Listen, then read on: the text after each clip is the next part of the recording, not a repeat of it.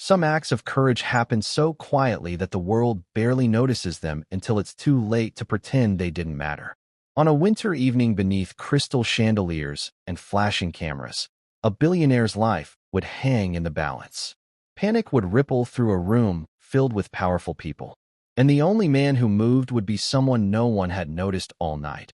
A quiet single father with a past written in scars, not status. What followed would ignite a public scandal, expose a buried truth, and bind three lives together in ways none of them could have planned. Before we begin, if you're drawn to stories of quiet heroes, unexpected love, and the courage to do what's right when the world is watching, we invite you to subscribe and join us. Your support helps us share more stories of hope, healing, and humanity. Now let's begin. Elias Cross had learned long ago how to disappear in plain sight.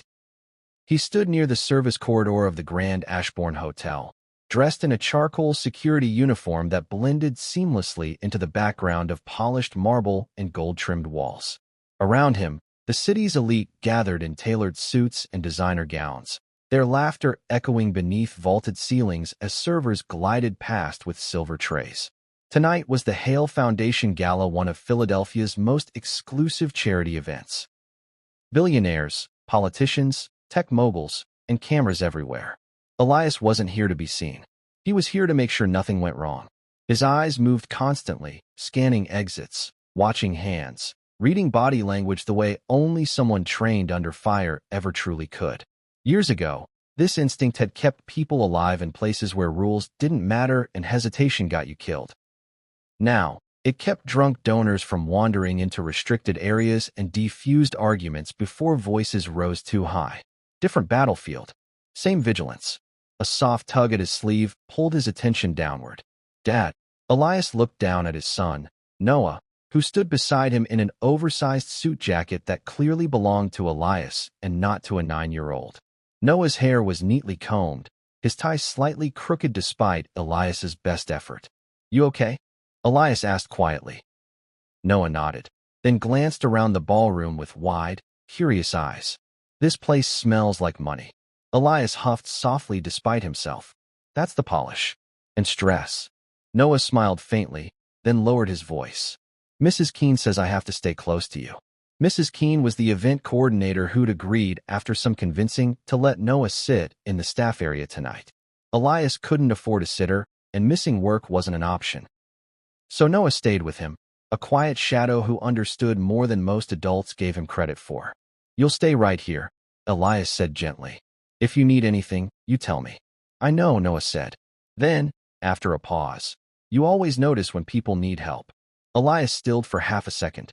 "That's my job," he replied. Noah didn't argue. He rarely did. But his eyes lingered on his father's face, as if filing something away. Across the ballroom, a ripple of movement caught Elias's attention. Vivian Hale had arrived. The shift was subtle but unmistakable. Conversations softened. Spines straightened. Phones appeared discreetly in hands. Vivian Hale didn't need an introduction. She was the billionaire founder of Hale Dynamics, one of the most influential tech firms in the country. She moved through the world with the kind of composed authority that came from always being the smartest person in the room and knowing it. Tonight, she wore a deep sapphire gown that caught the light with every step. Her posture was flawless, her smile precise. Elias watched her the way he watched everything else, not with admiration, not with judgment, but with awareness. She looked tired, not physically, something deeper, a tightness around the eyes, a subtle restraint in the way she breathed, as if she were holding herself together by sheer will. Noah followed his gaze. "Who's that?" "Someone important," Elias said. Noah frowned. "She looks sad." Elias glanced down, surprised. "What makes you say that?" "She's smiling too carefully," Noah replied. Elias said nothing. He'd learned not to dismiss instincts like that. The gala continued. Speeches were made. Applause rose and fell on cue. Glasses clinked.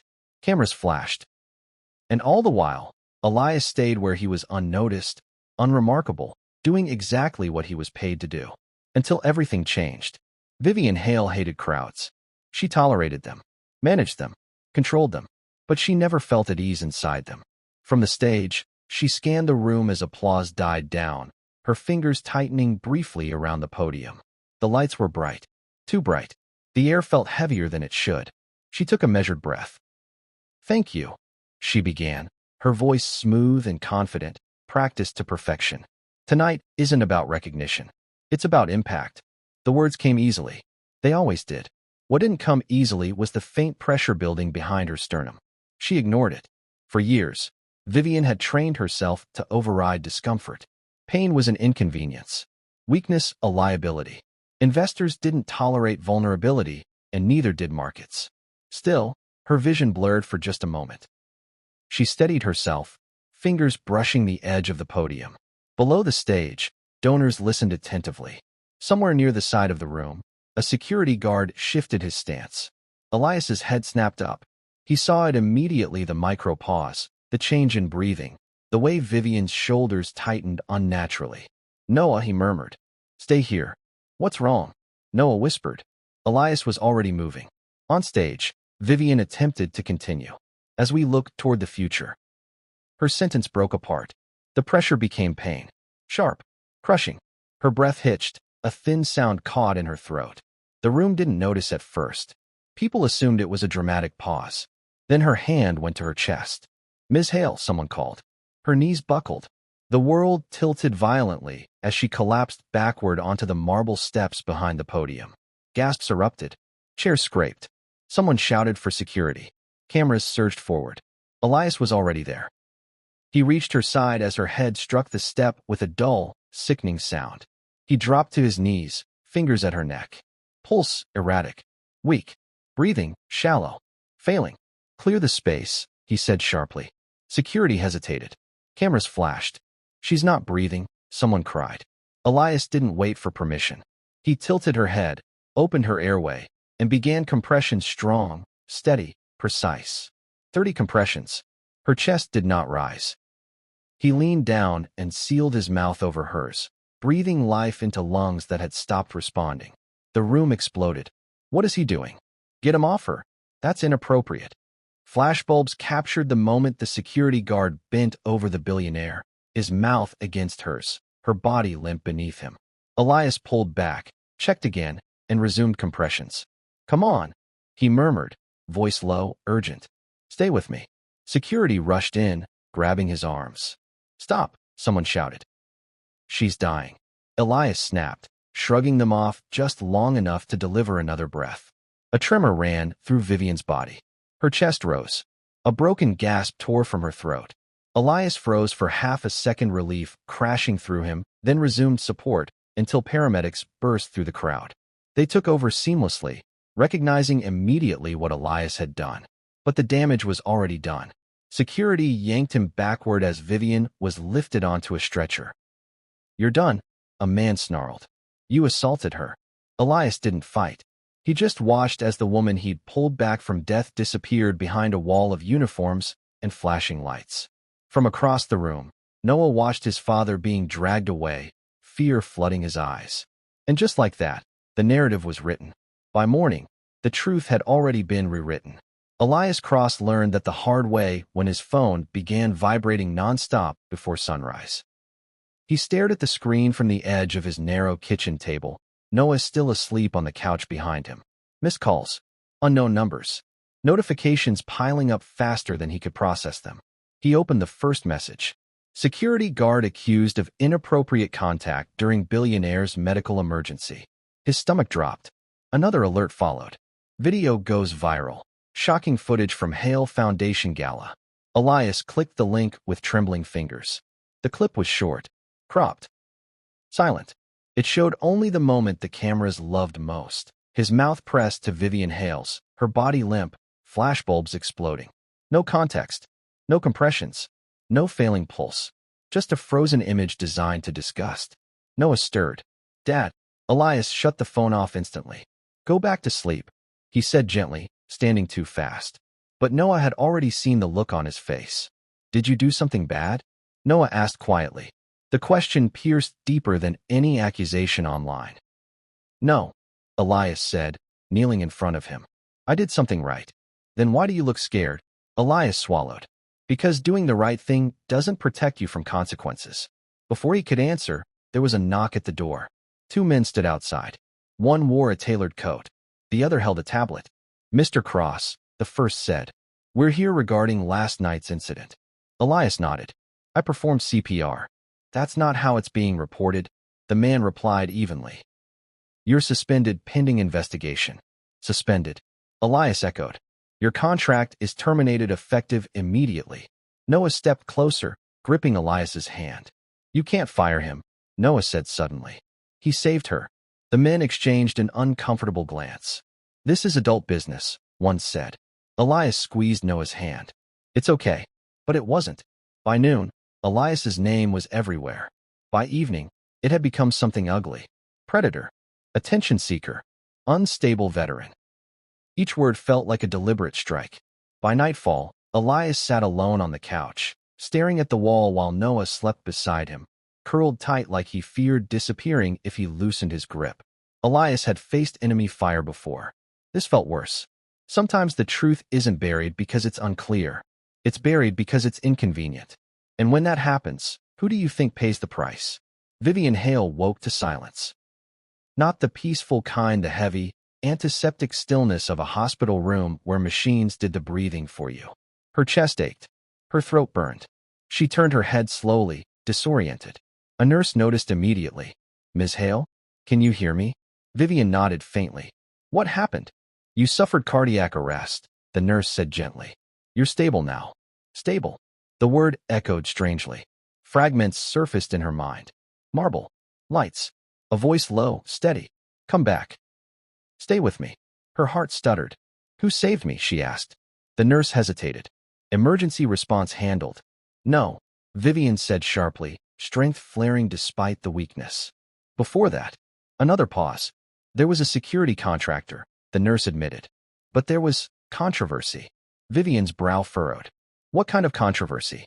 Hours later, her assistant stood at the foot of the bed, pale and tight-lipped. "They fired him," she said quietly. Vivian sat upright, ignoring the monitor alarms. "They fired the man who saved my life. He's being accused of misconduct." Vivian's pulse surged, not with fear, but rage. "Show me the footage." "They won't authorize." "Then override it," Vivian snapped. Now, when the video finally played, Vivian watched in silence. She saw herself fall, saw people freeze, saw one man move. She watched his hands precise, trained, watched his mouth meet hers, not intimate, not greedy, but desperate. She remembered his voice. "Breathe for me." Tears slipped down her cheeks. "This isn't misconduct," she whispered. "This is heroism." Her assistant swallowed. "The board is worried about optics." Vivian laughed once sharp, humorless. "Optics almost killed me." She looked up, eyes hardening. "What's his name?" "Elias Cross." "Find him," Vivian said, "before the world destroys him completely." The nurse adjusted her for quietly. "Ms. Hale," she said gently, "you should rest." Vivian lay back, staring at the ceiling. "I rested long enough," she replied. "Now it's time to make this right." Vivian Hale did not announce herself when she arrived at Elias Cross's apartment building. No press, no security entourage, no assistants hovering nearby. She stepped out of the car alone, wearing a simple coat and flats, her hair pulled back without ceremony. The cold bit through the fabric immediately, grounding her in a way boardrooms never did. This wasn't her world. The building was older, brick worn thin by decades of weather and neglect. A flickering hallway light buzzed faintly as she climbed the narrow stairs, her heart pounding harder with each step, not from illness, but anticipation. She stopped outside apartment 3B. For the first time in years, Vivian hesitated.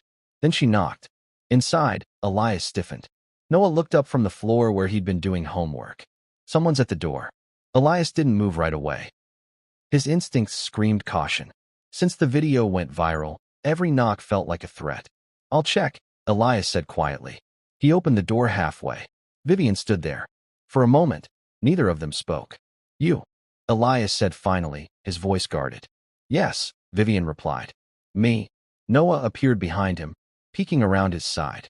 His eyes widened. "Dad, that's her." Elias stepped out into the hallway, closing the door behind him. "You shouldn't be here," he said. "I know," Vivian answered. "But I needed to be." He crossed his arms. "To apologize?" "Because your company's lawyers already. I came to thank you." she said softly. And to say I'm sorry. The words landed heavier than she expected. For what? Elias asked. For waking up and realizing silence can be just as cruel as lies. He studied her face, searching for calculation. Finding none unsettled him more than anger would have. You saved my life, she continued. And the world punished you for it. That happens, Elias replied. People don't like messy truth. No, Vivian said. They don't like accountability. From behind the door, Noah pressed his ear closer. Vivian glanced toward it. Is that your son? Elias nodded. Noah. She smiled faintly. He saw everything, didn't he? Elias didn't answer. I won't stay long, Vivian said. I just needed you to know something. What? I believe you, she said firmly. And I'm going to prove it. Elias exhaled slowly. Belief doesn't erase headlines. No, she agreed. Action does. She reached into her coat and handed him a folded document. What's this? An affidavit, Vivian said. My sworn statement. Full context. Medical confirmation. Security footage included. Elias stared at the paper, hands unmoving. You don't owe me this, he said. Vivian met his gaze. I owe you everything. A beat passed. Then Noah's voice broke through the door. Dad. Elias hesitated, then opened it. Noah looked up at Vivian cautiously. Are you still sick? Vivian knelt down without thinking. No. Thanks to your dad. Noah studied her carefully. They said he was bad. Vivian's throat tightened. They were wrong. Noah nodded once, as if filing the answer away. Elias watched the exchange, something unfamiliar stirring in his chest. Trust, maybe, or the fragile beginning of it. A week passed. Then another. The noise didn't stop, but it softened. Vivian kept her word. She released the full footage, gave interviews, named the truth without hesitation. The narrative shifted not overnight, but unmistakably. Still, Elias didn't feel relief. He felt exposed. One evening, Vivian found him sitting alone on a park bench while Noah played nearby. You didn't have to come, Elias said when he noticed her. I wanted to, she replied, sitting beside him. They watched Noah climb the jungle gym, laughing as another child challenged him to race. He's brave, Vivian said. He has to be, Elias replied. He lost his mother young. Vivian turned to him slowly. I'm sorry. Elias shrugged. You learn to carry things. So do you, she said. He glanced at her. What do you mean? You don't let anyone see when you're tired, Vivian replied. Or scared. Or hurting. He was quiet for a long moment. That's how you survive, he said finally. Vivian shook her head gently. That's how you endure. Not the same thing. He looked at her, then not as a billionaire, not as the woman he saved, but as someone listening. I was a combat medic, he said quietly. I learned how to keep people alive. I never learned how to let myself rest. Vivian absorbed that. I built companies, she said. I learned how to control outcomes. I never learned how to let go. Their eyes met. Two different lives. The same exhaustion. I don't want charity, Elias said suddenly. I know, Vivian replied. I want partnership. He frowned. In what? In rebuilding what was broken, she said. Starting with the truth. Ending with something better. Noah ran over then, cheeks flushed. Dad. She said I could help pick books for the hospital kids. Elias blinked. She did. Vivian smiled. He has good taste. Noah grinned proudly. Elias watched them, something loosening inside him. For the first time since the gala, he didn't feel like he was standing alone. The attack came quietly. Not with headlines. Not with cameras. With paperwork. Elias Cross was folding laundry one evening when his phone rang. Unknown number. He almost didn't answer. This is the State Licensing Review Board, a woman said briskly. We've received a formal complaint questioning the legitimacy of your military medical credentials. Elias froze. My credentials are valid, he said slowly. We'll need to verify that, she replied. Until then, your eligibility for emergency response roles is under review. The call ended. Elias sat down hard on the edge of the couch. Noah looked up from his homework. Dad. Elias forced a smile. Just adult stuff. But his hands were shaking. Someone was still trying to destroy him. He didn't need to guess who. Across the city, in a glass-walled office that suddenly felt smaller than it ever had before, Vivian Hale read the same notice forwarded by her legal team. Her jaw tightened. He's not stopping, her attorney said carefully. This is retaliation. Subtle, but dangerous. Vivian stood, pacing. He's going after the one thing Elias can't lose. His credibility, the attorney agreed. And if this sticks, it won't, Vivian cut in. But if you intervene publicly again, the attorney warned, investors will push back. They already think you've become emotionally compromised. Vivian stopped pacing. For a long moment, she said nothing. Then she turned. Schedule a press conference. The attorney blinked. Vivian, I'm not defending him this time, she said calmly. I'm standing with him. The press room was packed. Cameras, reporters, analysts. Vivian stepped to the podium without notes.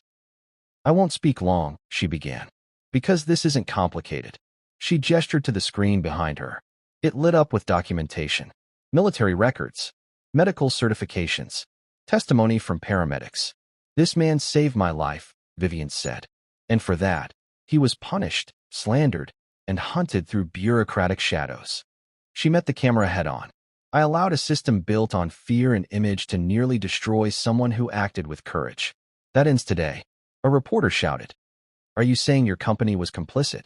Yes, Vivian replied without hesitation. Gasps rippled. I'm also announcing my resignation as CEO, effective immediately. The room exploded. I will remain on the board, she continued, but I will no longer lead from a position that requires silence in the face of injustice. Then she said the words that changed everything. And I am appointing Elias Cross as Director of Crisis Response and Employee Safety across all Hale Foundation operations. The room fell silent. Vivian took a breath. This is what accountability looks like. Elias watched the press conference from his apartment. Noah sat beside him, eyes wide. She quit. Noah asked. She chose. Elias replied quietly. There was a knock at the door. Elias opened it. Vivian stood there, no cameras this time. No armor. Just her. It's done, she said softly. He searched her face. You didn't have to give up that much. She shook her head. I gave up control. Not purpose. A long silence settled between them. Noah broke it. Does this mean you're not mad at my dad anymore? Vivian smiled. I was never mad at him. Noah nodded solemnly. Good. Because he's a good man. Elias exhaled, emotion tightening his throat. Later that night, after Noah fell asleep, Elias and Vivian stood on the small balcony overlooking the city lights. You could have walked away, Elias said. You didn't. Vivian rested her arms on the railing. I spent my life believing power meant never needing anyone. And now I know it means choosing someone when it costs you. He looked at her. Really looked. I'm not easy, he said. She smiled gently. Neither am I. Their hands brushed. This time, neither pulled away. I don't want to be saved, Elias added. Vivian turned fully toward him. Good. I don't want to rescue you. She reached for his hand. I want to walk with you. Elias swallowed. For the first time in years, he let himself believe that was possible. Inside, Noah slept peacefully. Outside, the city hummed on. And in the quiet space between two people who had faced death, injustice, and fear, something real took root. Not because it was dramatic, but because it was chosen. Sometimes the people who save us don't ask for recognition only to be seen. If this story moved you, we'd love to hear which moment stayed with you the longest. Thank you for being here, and for believing that quiet courage still matters.